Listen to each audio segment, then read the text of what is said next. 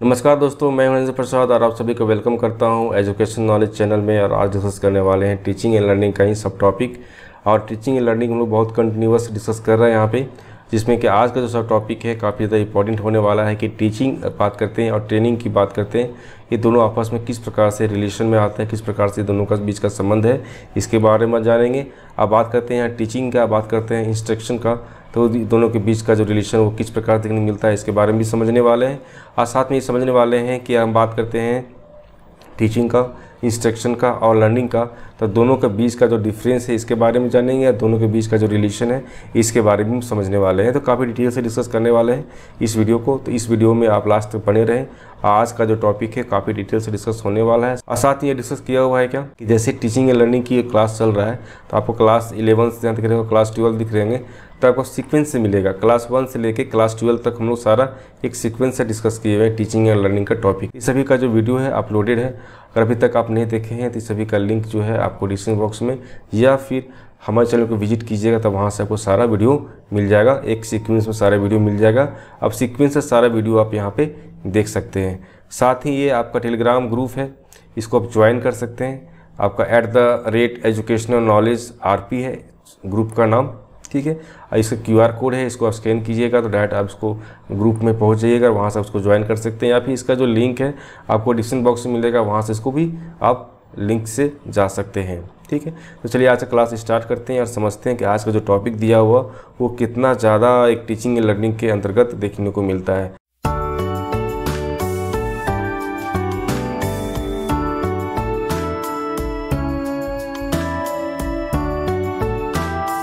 Video को एक like दीजिएगा, अपने ग्रुप में ज़्यादा शेयर कीजिएगा, और फर्स्ट टाइम विजिट करें तो सब्सक्राइब कर लीजिएगा। बात करते हैं पहला क्या, शिक्षण और प्रशिक्षण। शिक्षण समझ में आ रहा होगा आप लोग को। शिक्षण बहुत हम लोग डिटेल से डिस्कस कर रहे हैं कि टीचिंग क्या होता है, इसका क्या मीनिंग निकलते आता है, इसका क्या नेचर होते हैं, इसके कितने सारे ऑपरेशन की बात करते हैं वो क्या होते हैं, इसका फंक्शन किस प्रकार से होता है, इसके बारे में समझे थे हम लोग। ये बात करते हैं ट्रेनिंग, तो ट्रेनिंग क्या है। वैसे बच्चे जो BEd कर रहे हैं, तो BEd करने के दौरान जो उसको ट्रेनिंग दिया जाता है, किस प्रकार से आपको सीखने और सिखाने की जो प्रक्रिया होती है वो किस प्रकार से करना चाहिए, उसमें कौन कौन सी ऐसी चीज़ें हैं जो विशेष रूप से ध्यान में रखना होता है। टीचिंग और ट्रेनिंग दोनों का आपस के बीच का रिलेशन क्या है इसके बारे में समझेंगे, और एक दूसरे को किस प्रकार से एक दूसरे को हेल्प करता है इसके बारे में भी समझने वाले हैं। तो पहला पॉइंट को डिस्कस करने वाले हैं किसमें, शिक्षण के बारे में डिस्कस कर रहे हैं, टीचिंग के बारे में डिस्कस करने वाले हैं। तो शिक्षण का एक महत्वपूर्ण उद्देश्य होता है कि छात्रों के व्यवहार में परिवर्तन, परिमार्जन, परिष्करण तथा सुधार लाना, तथा छात्रों के व्यवहार में सुनिश्चितता लाना, ठीक है।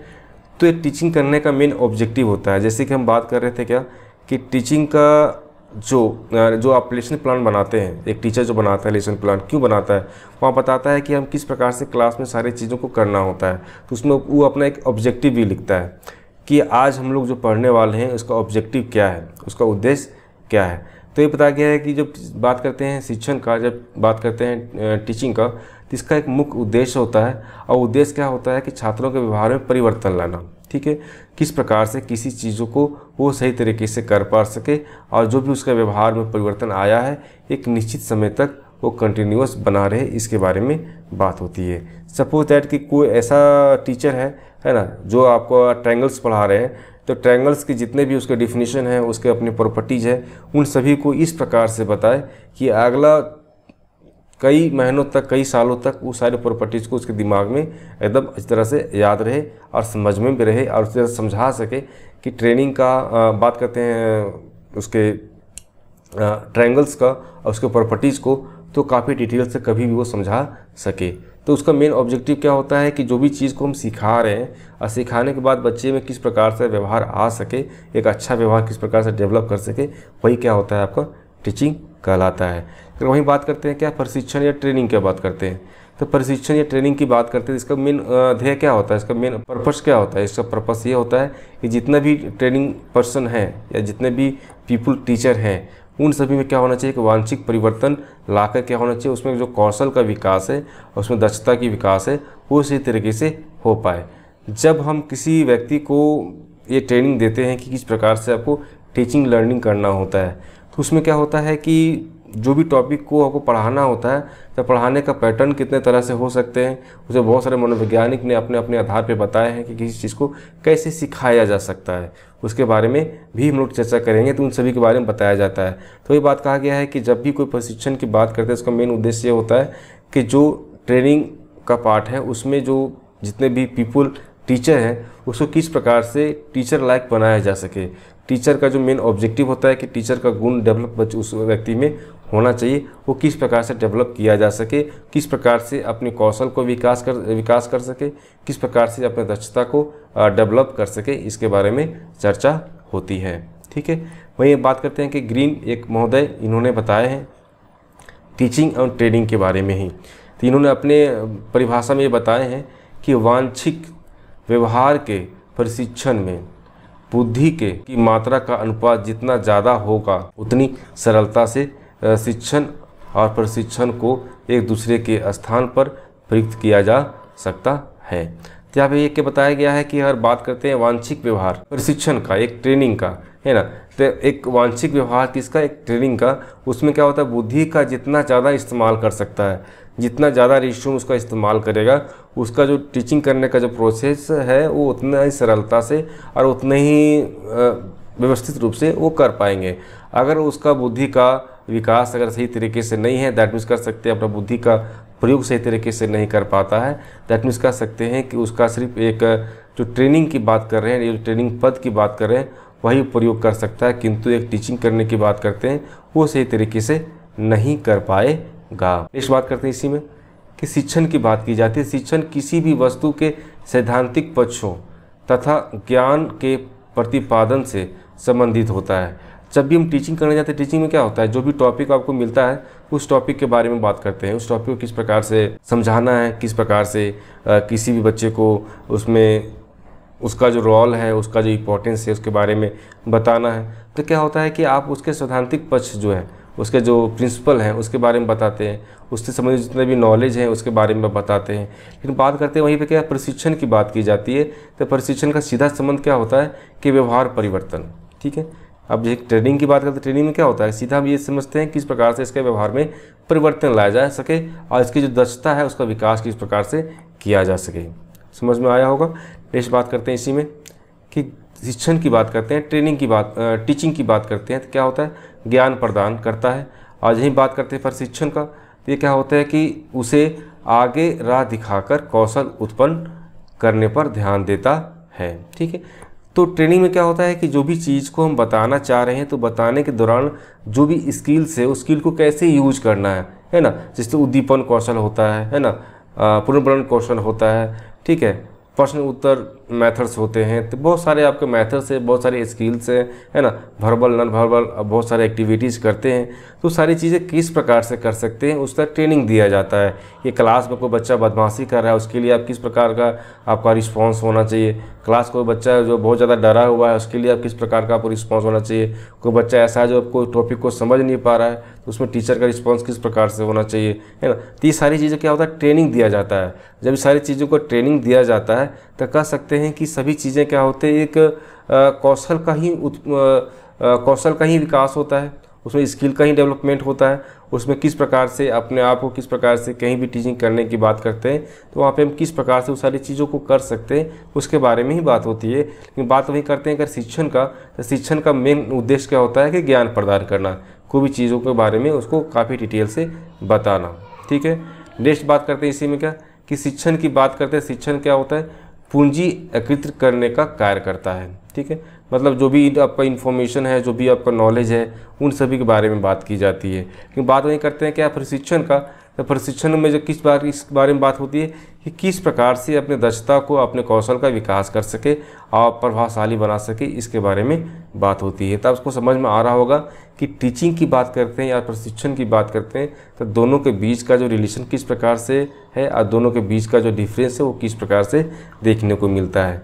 तो यहाँ पे ये कह सकते हैं कि शिक्षण जो है वो आधार प्रदान करता है, मतलब कि कहीं भी टीचिंग करने की बात करते हैं क्या होता है कि इन्फॉर्मेशन देते हैं वहाँ पे, और जो प्रशिक्षण की बात की जाती है तो वहाँ पे क्या होते हैं उस आधार का जो है महल का निर्माण होता है, मतलब कि उसे ये किस प्रकार से किसी चीज़ों को बताना है, किस प्रकार से किसी इन्फॉर्मेशन को देना है, किस प्रकार से किसी नॉलेज को प्रेजेंट करना है, इन सभी के बारे में बात की जाती है। तो यहाँ पे एक तरफ क्या हो रहा है कि टीचिंग क्या कर रहा है, एक आधार बना रहा है, और ट्रेनिंग क्या हो रहा है, एक महल बना रहा है कि उस सारी चीज़ों को हम किस प्रकार से कर सकते हैं। तो यहाँ पे इस प्रकार से समझ सकते हैं कि जब बात करते हैं शिक्षण और प्रशिक्षण का, तो आपस में क्या होते हैं, एक दूसरे का पूरक माना जा सकता है। ऐसा कहा जा सकता है कि दूसरे जो है एक जो टीचिंग और ट्रेनिंग है वो क्या है, एक दूसरे का पूरक है, एक दूसरे का पूर्ति करता है। तो शिक्षण प्रशिक्षण के लिए एक पथ प्रदर्शित करता है, सिंपल सी बात, और प्रशिक्षण जो है वो शिक्षण का प्रभावशाली उपयोग करता है। तो ये आपका पॉइंट इंपॉर्टेंट निकल के आता है कि शिक्षण क्या है। तो शिक्षण है एक प्रशिक्षण के लिए एक पद प्रदर्शित करना, है ना। वही बात करते हैं प्रशिक्षण क्या है, तो शिक्षण को प्रभावशाली उपयोग बताना या किस प्रकार से उपयोग करना है उसके बारे में करना, ठीक है। अब नेक्स्ट बात आती है क्या, शिक्षण और अनुदेशन, टीचिंग एंड इंस्ट्रक्शन किस प्रकार से देखने को मिलता है, आपस के बीच का जो रिलेशन है और उसका डिफरेंस है इसके बारे में समझेंगे। इससे पहला पॉइंट आ जाइए कि शिक्षण और अनुदेशन भी एक दूसरे से संबंधित होता है। सिंपल सी बात है कि शिक्षण क्या है इसके बारे में डिस्कस किए हुए हैं, अनुदेशन क्या है इसके बारे में डिस्कस किए हुए हैं। तो शिक्षण और अनुदेशन एक दूसरे से क्या होते हैं, काफ़ी ज़्यादा संबंधित होते हैं, परंतु क्या होता है एक दूसरे के परिवाची नहीं होते। अर्थात क्या है कि एक दूसरे से संबंधित होते हैं, लेकिन ऐसा नहीं है कि सब टीचिंग की बात करते हैं तो टीचिंग और इंस्ट्रक्शन जो है आपका दोनों क्या है आपस में ही उसके संबंधित है। ऐसा नहीं, संबंधित तो हैं लेकिन बहुत सारे ऐसे पक्ष है जहाँ पे क्या होता है दूसरे से संबंधित नहीं हो सकते हैं।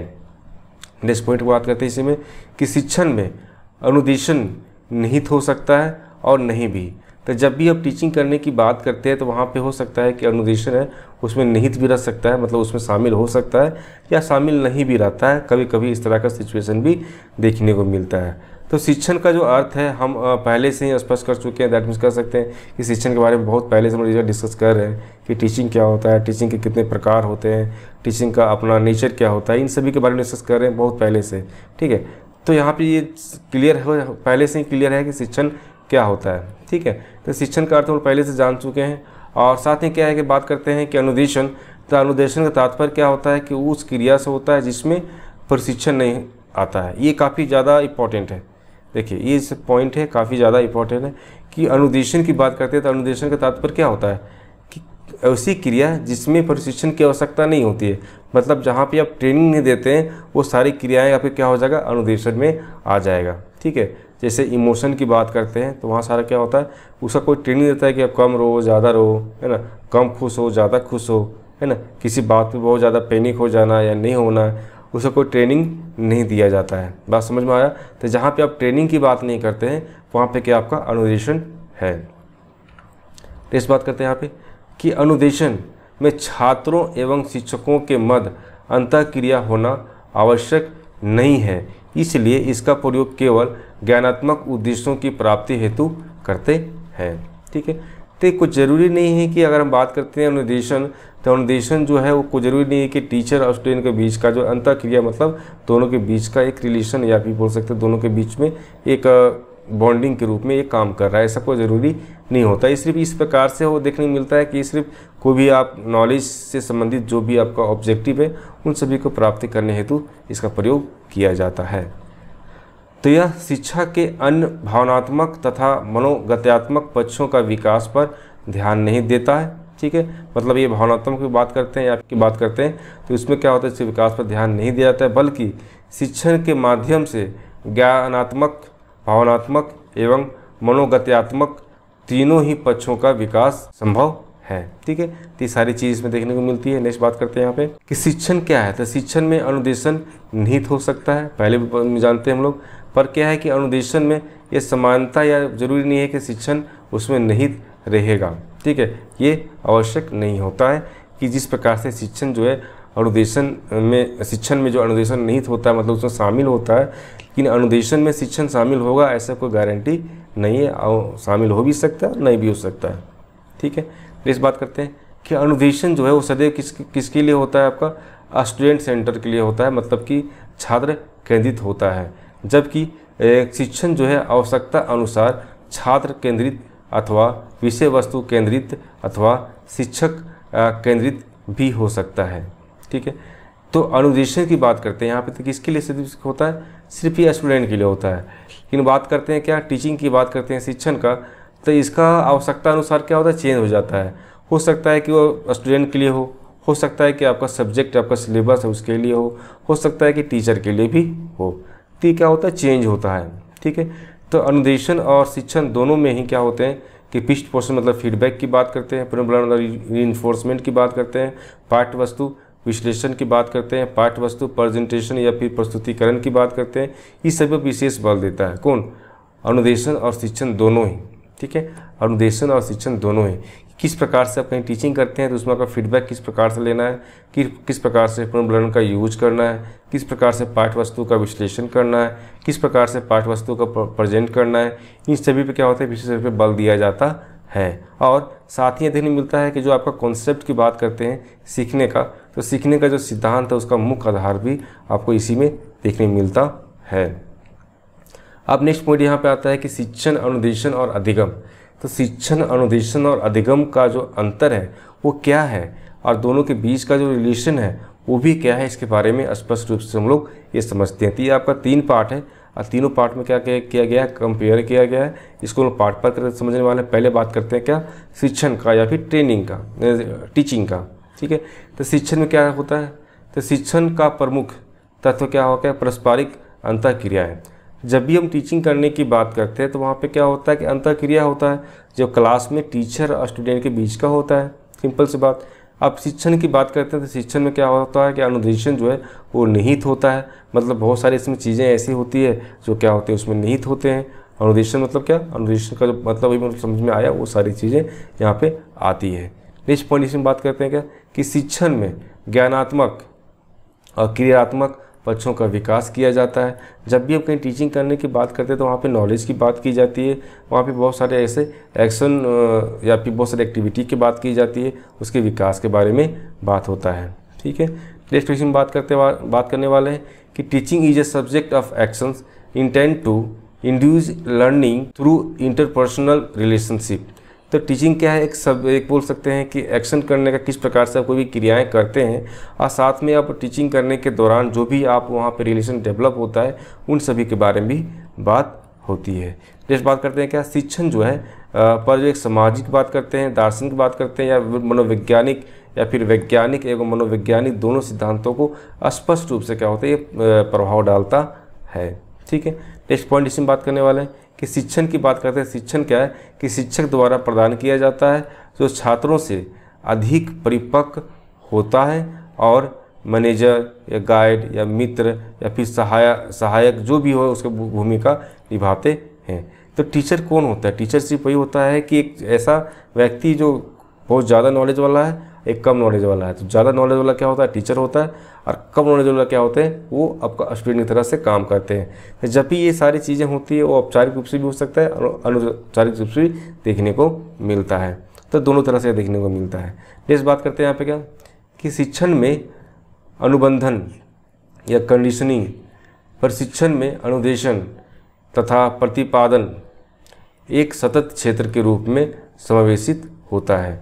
तब देखिए यहाँ पे जब टीचिंग की बात करते हैं तो वहाँ पे क्या होता है? वहाँ पे एक कंडीशन होता है, टीचर स्टूडेंट के बीच का संबंध होना ज़रूरी होता है कि जब टीचर स्टूडेंट के बीच का संबंध अगर नहीं होगा तो वहाँ पे टीचिंग कर ही नहीं पाएंगे। एक अच्छा रिलेशन अगर डेवलप नहीं रहेगा, ये थोड़ा सा फ्रीडम नहीं रहेगा स्टूडेंट को और टीचर को दोनों को, तो अच्छी तरह से वो टीचिंग कर ही नहीं पाएंगे। और हम बात करते हैं क्या? प्रशिक्षण की बात करते हैं और अनुदेशन की बात करते हैं।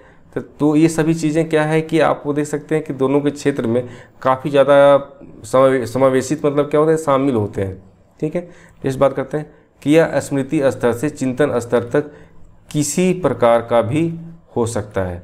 तो जहाँ भी आप टीचिंग करते हैं तो टीचिंग में बहुत सारे ऐसे पार्ट होते हैं जहाँ पे क्या होता है आपको मेमोराइज करने की बात होती है, बहुत सारे ऐसे पॉइंट होते हैं जहाँ पे क्या होता है आपको थिंक करने की आवश्यकता होती है कि सारी चीज़ें किस प्रकार से हो रही है। जैसे कि आप फिजिक्स पढ़ते हैं, मैथ पढ़ते हैं, है ना, या फिर हिस्ट्री पढ़ते हैं, ज्योग्राफी पढ़ते हैं, जहाँ भी पढ़ते हैं। हिस्ट्री में क्या होता है? ज़्यादातर आपको मेमोराइज करने की बात आती है।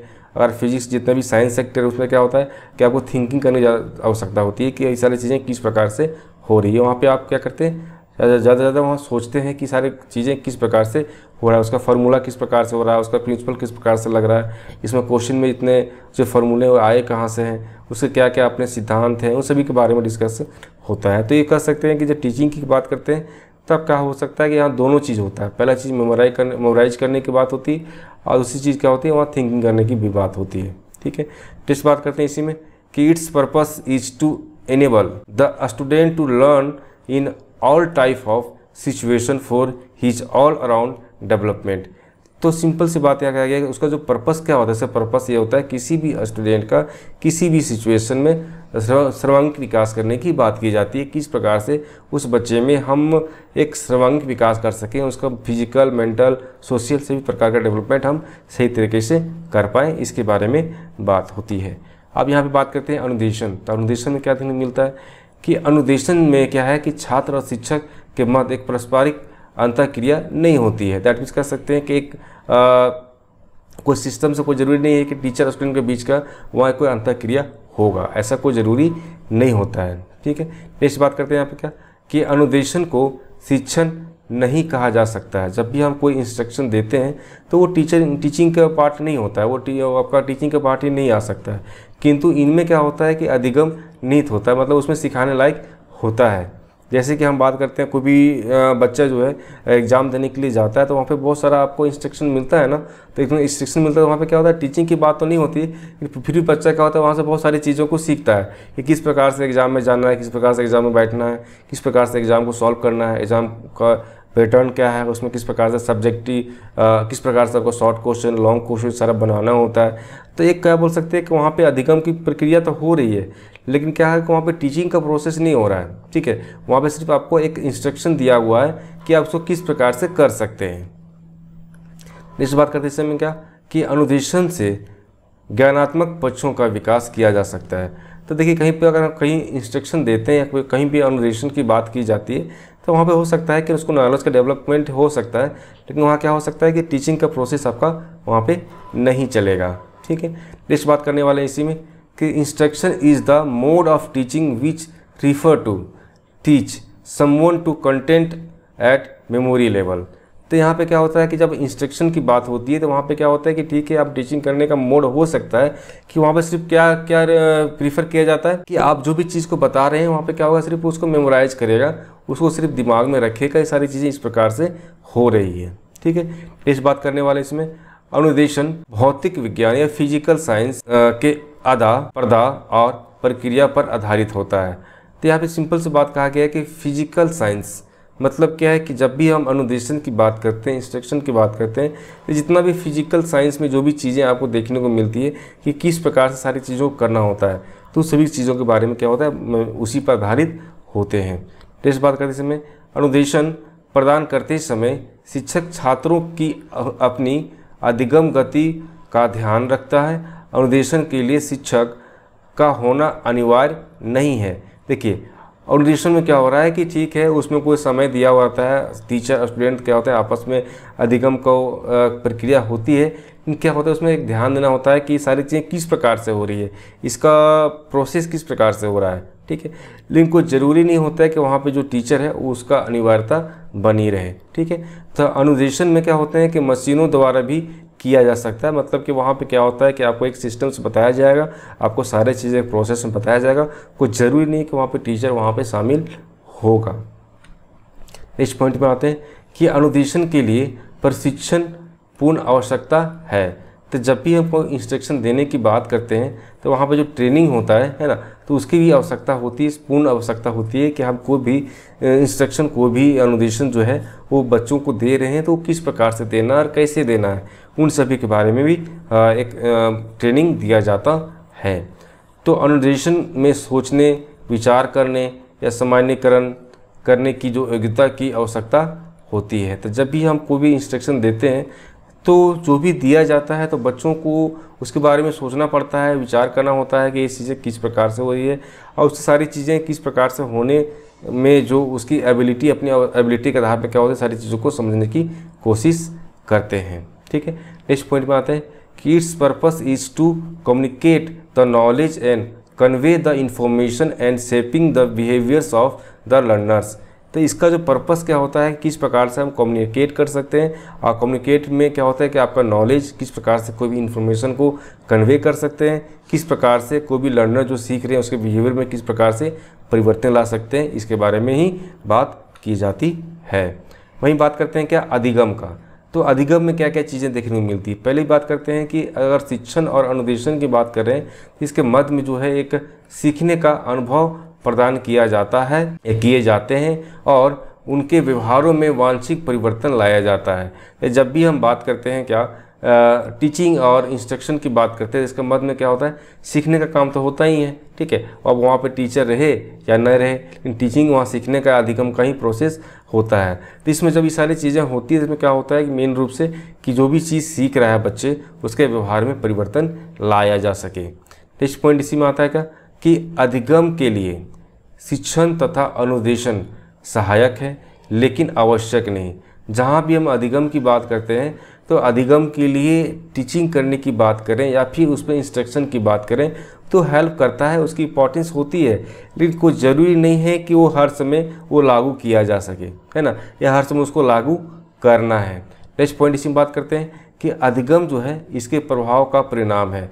तो जब भी हम अधिगम की बात करते हैं तो जो भी चीज़ आप कर रहे हैं, आप टीचिंग की बात कर रहे हैं, आप उसके इंस्ट्रक्शन की बात कर रहे हैं, है ना, तो ये सारी चीज़ें क्या हो रही है कि कहीं ना कहीं आप अधिगम को ही प्रभावित कर रहे हैं, इसके बारे में बात कही गई है, ठीक है। नेक्स्ट पॉइंट यहाँ बात करने वाले हैं is the modification of behaviours through experience and activities but not through duration and emotions. तो यहाँ पे सिंपल सी बात यहाँ कहा गया है कि ठीक है, आपका टीचिंग की बात करते हैं तो उसमें मॉडिफिकेशन हो सकता है, नहीं मॉडिफिकेशन किस प्रकार से कर सकते हैं, उसके व्यवहार में परिवर्तन लाके। आइए बिहेवियर परिवर्तन कैसे होगा, तो वहाँ बहुत सारे आप एक्सपीरियंस करेंगे, बहुत सारे वहाँ पे एक्टिविटीज़ करवाएंगे, ये सारी चीज़ें करते हैं, लेकिन ऐसा कुछ ज़रूरी नहीं है कि वहाँ पे जो आपका इमोशन है और आपका जो मैच्योरेशन है वो सर्व काम करेगा, ठीक है। तो मैच्योरेशन एंड इमोशन जो है कहीं कहीं काम करता है, हर जगह पे आपको देखने को नहीं मिलेगा। नेक्स्ट बात करते हैं यहाँ पे क्या कि अधिगम मनोविज्ञान सिद्धांतों पर आधारित होता है, पहली बात। दूसरी बात क्या है कि अधिगम शिक्षण के द्वारा कम परिपक्व और कम शिक्षित छात्रों को समानता प्राप्त होता है। तो अधिगम में क्या होता है कि टीचर के द्वारा जो भी चीज़ बताया जाता है तो ऐसे व्यक्ति को बताया जाता है जो उसके बारे में उसको इन्फॉर्मेशन नहीं होता है। साथ में क्या होता है कि उसमें जो है जितने भी छात्र होते हैं वो समान रूप से सारी चीज़ों को सीखते हैं। इस बात करने वाले इसी में कि अधिगम में, ठीक है, अधिगम में मैंने या फिर गेने कहा गया है, मैंने लिखा गया, गेने द्वारा किया गया जो 8 प्रकार का जो अधिगम परिस्थितियों का महत्वपूर्ण भूमिका जो है उसका निर्वाह करती है। तो इसके बारे में हम लोग डिस्कस कर चुके हैं कि गेने ने किस प्रकार से अधिगम का 8 प्रकार बताए हैं और किस प्रकार से वो सारा फंक्शन होता है, इसके बारे में डिस्कस कर चुके हैं। इसका भी वीडियो अपलोड है, आप देख सकते हैं। तो यहाँ पे बताया गया है कि वो सारी चीज़ें बताया गया है इनके द्वारा। ये कौन है, मनोवैज्ञानिक है जिन्होंने बताया कि अधिगम में ये सारी परिस्थिति, ये सारे सिचुएशन क्रिएट होते हैं और उसमें किस प्रकार से वहाँ पे टीचिंग करना होता है और किस प्रकार से वहाँ टीचिंग लर्निंग का जो प्रोसेस है वो अपनाया जाता है। इसके बारे में हम लोग पहले भी डिस्कस कर चुके थे। अब नेक्स्ट बात करते हैं इसी में पॉइंट नंबर 8 में कि अधिगम स्थितियों के अनुसार स्मृति स्तर से लेकर चिंतन स्तर तक किसी भी प्रकार का हो सकता है। तब अधिगम की बात करते हैं, लर्निंग की बात करते हैं, यहाँ पे सिखाने की बात करते हैं। तो ये सिखाने में कोई ज़रूरी नहीं है कि वहाँ पे हर समय आप किसी भी चीज़ों के बारे में थिंकिंग करने की ही बात होगी। हो सकता है कुछ ऐसे पॉइंट होते हैं जहाँ पे क्या होता है कि बच्चे को मेमोराइज करने के लिए और इसको याद करने के लिए बोला जाता है। तो यहाँ पे दोनों तरह की चीज़ें देखने को मिलेगा। हो सकता है कुछ चीज़ें ऐसी है जब वहाँ पे आपको मेमोराइज करने की बात होगी, कुछ चीज़ें ऐसी है जहाँ पे आपको थिंक करने की बात होगी। तो दोनों लेवल से यहाँ देखने को मिलता है।